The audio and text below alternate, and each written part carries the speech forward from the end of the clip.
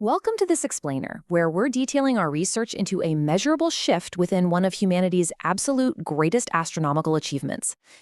Long before GPS and atomic clocks even existed, ancient India built a breathtakingly precise astronomical system. To this day, it remains a magnificent intellectual framework, but right down at its foundation, a silent, measurable drift has occurred. So, let's dive into this massive mystery. We're looking at a 3,000-year-old celestial system that literally influences lives, weddings, and harvests, but it has been functionally frozen for about 600 years. Over 1 billion people consult this traditional calendar today to determine auspicious dates, yet the wild thing is, these calculations currently rest on star addresses that are measurably incorrect. Why did this happen? Well, here's how we're going to unpack this astronomical true crime mystery. First, a broken ancient star map. Second, the moon's 27 neighborhoods. Third, the clock that slips. Fourth, the 600-year silence. Fifth, landmarks that have moved. And finally, restoring the living system. All right, kicking things off with Section 1, a broken ancient star map, the sky map that ran civilization. Moving right along into Section 2, the moon's 27 neighborhoods. Let's look at the elegant mechanism behind this whole celestial calendar. You see, this ancient system wasn't just for show. It was the absolute backbone of Indian agricultural and civic life for over 3 millennia. We're talking planting seasons, coronations, military campaigns, and monsoon predictions, all timed perfectly using this calendar. And unlike a solar calendar, this entire framework is built around the moon, which takes approximately 27.3 days to complete one single orbit around the Earth. Ancient Indian astronomers took that specific number and applied it practically. They divided the sky into 27 equal arcs. Basically, each arc is exactly 13.33 degrees wide, and that perfectly represents one single day of the moon's journey. Each of these arcs is called a nakshatra. If you think about it, it's really helpful to picture them as 27 distinct celestial neighborhoods. Every single night as the moon travels along the ecliptic, it basically sleeps in a different nakshatra. But here's the catch. The sky is incredibly vast. To know exactly where the moon is within those specific 13.33-degree arcs, astronomers needed a highly visible, foolproof reference point. So they designated a yogatara, which translates to union star. This is the anchor. It is a specific, brilliantly bright star that an ancient astronomer could look up at and confidently say, yep, the moon is right here tonight. And I love how this perfectly illustrates the relationship. The nakshatra is the neighborhood, while the yogatara is the street address everyone can find. Brilliant, unmistakable stars like Aldebaran or Regulus were chosen as these addresses for their respective sky regions. Now, as long as the landmark remains strictly inside the neighborhood, the whole system works flawlessly. But some of these landmarks have moved. Which brings us to Section 3, the clock that slips.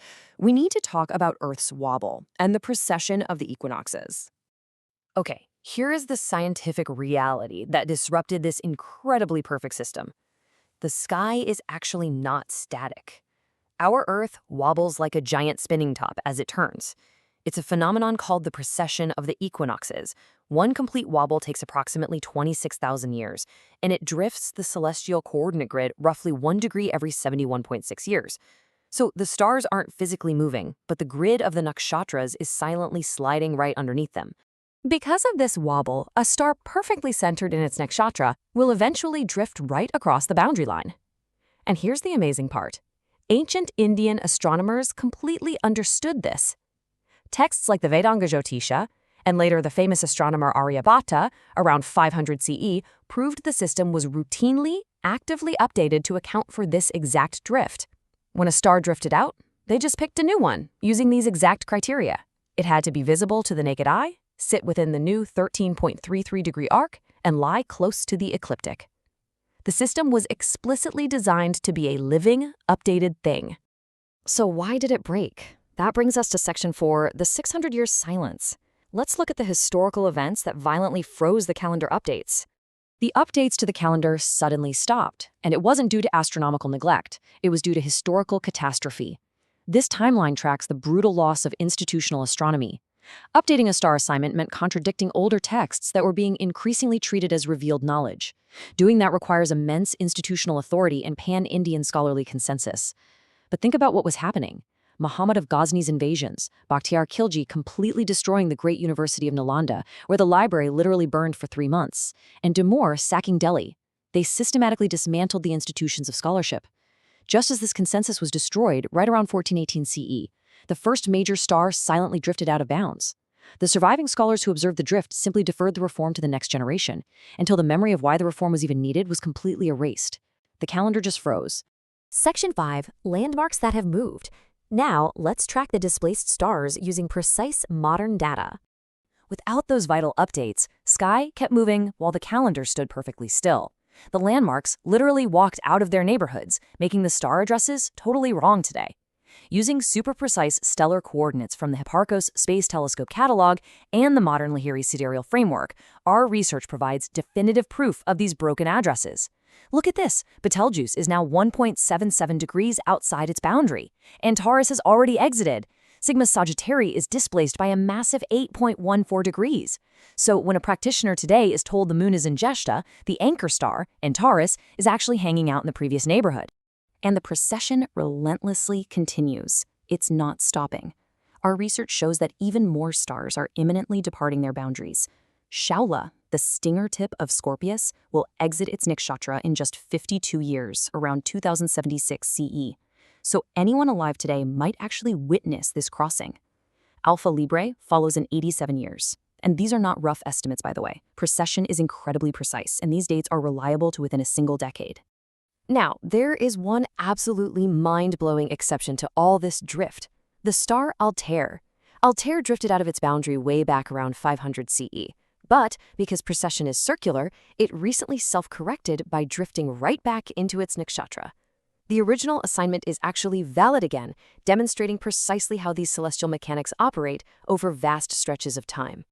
Let's wrap this up with Section 6, Restoring the Living System. We're going to look at modern proposals for fixing this broken calendar. The really good news here is that modern tools allow us to repair this intellectual achievement incredibly easily. By strictly applying the original ancient criteria to precise modern satellite astrometry, we can easily assign specific replacement stars to restore the broken addresses. We can seamlessly swap in Alhena for Adra and Tau Scorpii for Jayashta. Using universal coordinate systems makes this trivially easy compared to the naked eye observations those brilliant ancients had to rely on. The tools are literally right there for us to use. And that brings us to the core takeaway of our explainer. The nakshatra system is arguably one of the most enduring scientific frameworks in human history. The broken yogatara assignments aren't some sort of astronomical scandal. They are a wound left by historical tragedy visited on the institutions of knowledge. Restoring it today simply honors the rigorous, empirical scientific observation it was originally founded upon. The ancient astronomers who built this system updated it when they needed to, and they left completely clear evidence that they did. The tradition of updating isn't some modern innovation, it is a vital restoration. So I will leave you with this final, provocative thought, straight from our research. If the people who built this system thousands of years ago had to rewrite it when the sky demanded it, what is stopping us now?